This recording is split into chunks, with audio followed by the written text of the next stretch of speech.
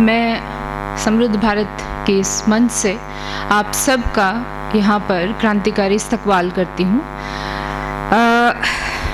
मजाज का एक शेर है जिससे मैं अपनी बात शुरू करना चाहती हूँ।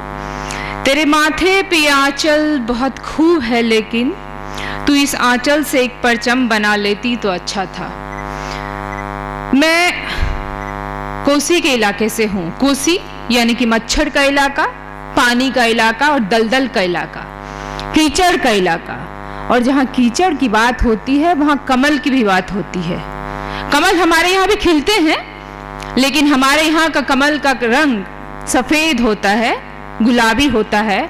हमारे यहाँ कमल केसरिया अभी तक नहीं खिला है, इसीलिए हमारे यहाँ का कमल शांति लाता है, वैमनस्यता नहीं लाता, सांप्रदायिकता नहीं लाता।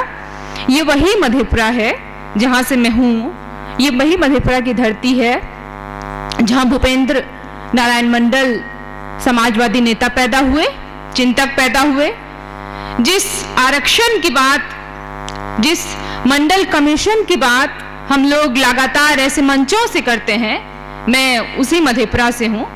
और यहाँ पर मैं अपना परिचय देने नहीं आई हूँ। मैं यहाँ पर आरक्षण और महिला आरक्षण पर संक्षेप में जो मेरे पास 4 या 5 मिनट हैं, 6 मिनट हैं, मैं उस पर अपनी बात रखूंगी कि मुझ जैसी, मैं एक बहुत साधारण किसान परिवार से आती हूँ और मुझे अब लगता है, रेट्रोस्पेक्ट में जाके मुझे लगता है कि यदि आरक्षण नहीं होता तो क्या मैं इस मंच पर होती? यदि आरक्षण नहीं होता तो क्या मैं इस दिल्ली का कभी चेहरा भी देख पाती?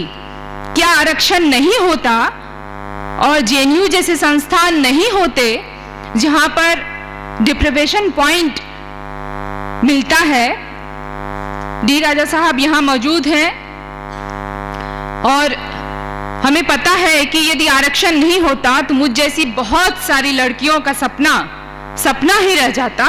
और वही मधेपुरा, सहरसा, सुपौल और ऐसे कई सारे इलाके हैं जिससे वो बाहर नहीं निकल पाती। तो आरक्षण क्या है?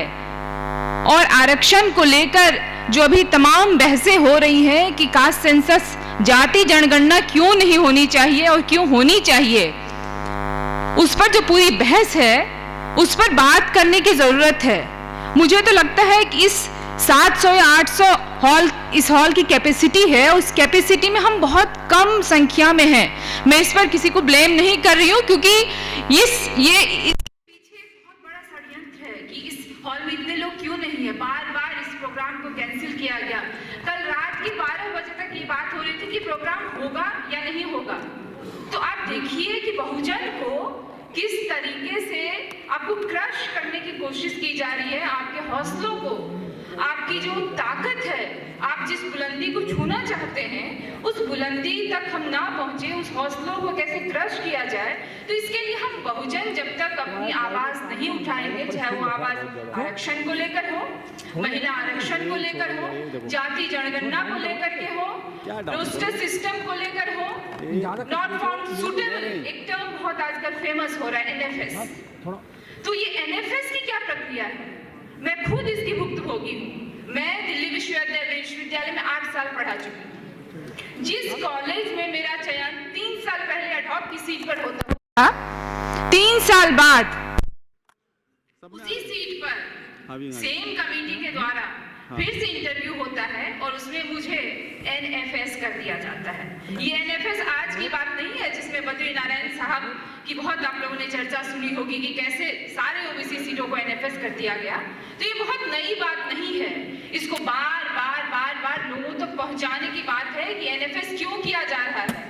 जनरल कैटेगरी में कोई एनएफएस नहीं होता है, सारे विद्वान वहां हैं, लेकिन ओबीसी में, एससी एसटी में आपको एनएफएस की सीटें मिल जाती हैं, कोई योग्य आपको मिलता नहीं है। तो ऐसे जितने भी, मैं आप सब बहुजन से, दलित भाइयों से, बहनों से, सबसे मैं गुजारिश करती हूँ कि जहाँ भी मौके आए हमें इन मौकों से चूकना नहीं चाहिए कि हम अपनी आवाज को बुलंद कर सकें। दूसरी बात, मैं 33% महिला आरक्षण को लेकर कहना चाहती हूँ कि ये महिला आरक्षण बिल लाया गया,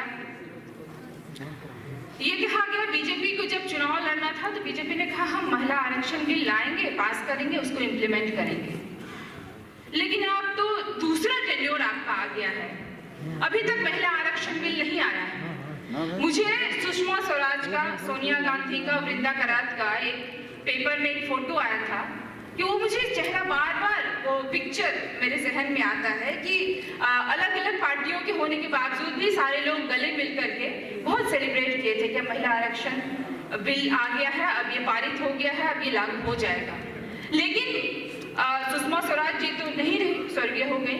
लेकिन उसके बावजूद जितने भी लोग हैं, जितने भी बीजेपी के लोग हैं, आप लोगों ने, आपने तो बहुत सारे वायदे किए थे। तो मैं आपसे गुजारिश करती हूँ कि आप इस महिला आरक्षण बिल को लेकर के आइए। आप क्यों डर रहे हैं, किस बात से डर रहे हैं?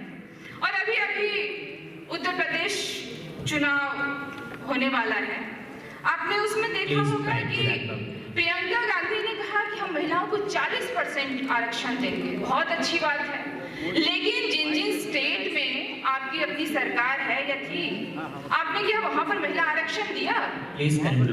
तो मैं आप सबसे गुजारिश करती हूँ कि हमें बहुजनों को अपनी आवाज को बुलंद रखना होगा।